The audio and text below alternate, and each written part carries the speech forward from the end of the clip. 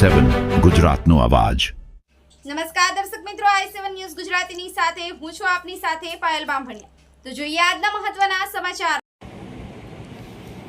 દાહોદ સબ jail ખાતે 80મા સ્વાતંત્ર્યતા દિવસની કેદીઓ અને પોલીસ સ્ટાફ દ્વારા ઉજવણી કરવામાં આવી। મળતી માહિતી મુજબ દેશભરમાં 80મા સ્વતંત્રતા દિવસની ઉજવણીના ભાગરૂપે દાહોદ સબ જેલ ખાતે એમએલ ગમાના અધ્યક્ષસ્થાને રાષ્ટ્રભક્તિ અને દેશપ્રેમના માહોલ વચ્ચે ધ્વજવંદન કાર્યક્રમનું આયોજન કરવામાં આવ્યું। આ પ્રસંગે ઉપસ્થિત સૌએ રાષ્ટ્રધ્વજને વંદન કરી દેશની એકતા, અખંડિતતા અને પ્રગતિ માટેની પ્રતિબદ્ધતા વ્યક્ત કરી હતી। સ્વાતંત્ર્યતા સંગ્રામના અમર શહીદો અને રાષ્ટ્ર નિર્માણમાં યોગદાન આપનાર મહાનુભાવોને શ્રદ્ધાંજલિ અર્પણ કરવામાં આવી હતી।